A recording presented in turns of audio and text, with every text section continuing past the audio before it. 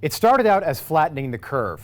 First, it was 15 days. Things started to close. The NBA, the NHL, South by Southwest, bars, restaurants, and it just kept going and going from there. Then President Trump extended the stay-at-home order or a safer-at-home order or whatever you want to call them orders even longer. He talked about a grand reopening on Easter Sunday, America's resurrection. But his advisors, some of the best medical minds in the country, told him it was too soon to reopen, and we all listened. We waited and watched Tiger King. We waited to flatten the curve. And somewhere along the lines, flattening the curve turned into finding a cure. This while literally millions of Americans lost their jobs every single day, every week. Right now, almost 40 million people have lost their jobs in less than 3 months. And a once obscure doctor named Anthony Fauci has become this revered, beloved, almost mythical figure with his own bobblehead.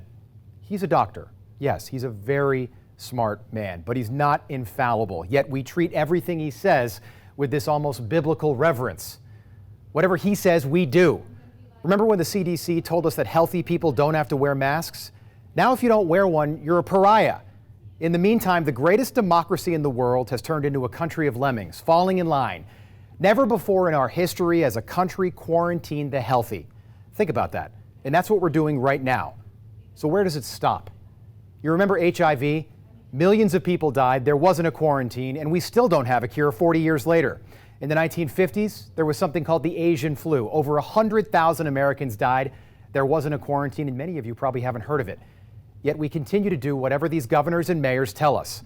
The virus is terrible. It's awful. Yes, that's obvious. Thousands of people are dying that probably didn't have to. Terms like wet market, social distance, mitigate, they're all part of the lexicon now.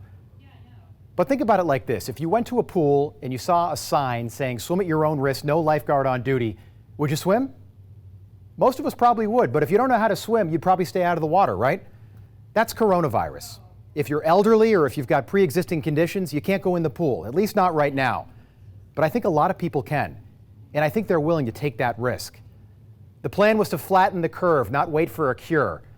I just hope that once the history is finally written with all this, we don't say we waited too long before getting the country back to work.